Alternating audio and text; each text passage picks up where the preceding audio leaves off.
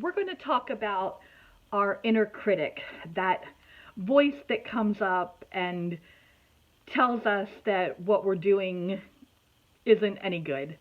And we all have one, and it's something that comes from inside of us. So, what Julia did, which I thought was actually kind of fun, was named and gave her critic a very specific personality. So, I've done the same, and I would encourage you to, because it really helps to identify it as a separate part of you, like not really a part of you, something you can have dialogue with.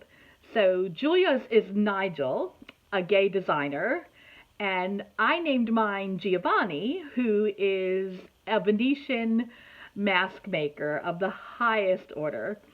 So I will start making a mask, let's say, and as as I continue to work, I just hear this inner critic who will say things to me.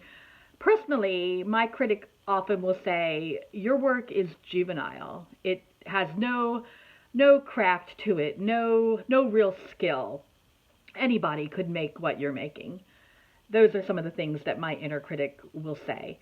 And so I will say, "Giovanni, I'm glad you're here. I appreciate what you have to say."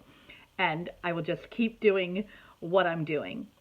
But the thing about Giovanni is he gets smarter and more vicious as my art progresses. He doesn't go away. I can't get rid of him.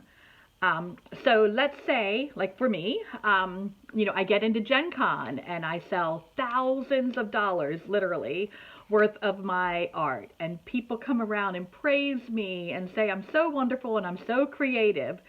And Giovanni is standing right behind me saying, "You don't deserve that praise. You've just copied other people's work. You're no good." And I have to think of Giovanni, your inner critic, as a cartoon character. So I like to think of him as shrinking, like the little cartoon character, and his voice just get higher and higher. And I can just pop him away and say, "Thank you, glad you're there, but I'm going to continue to do my art." Rarely does an artist get rid of that critic, but we learn to just push forward and think of his little protestations as something that belongs to him and not to us.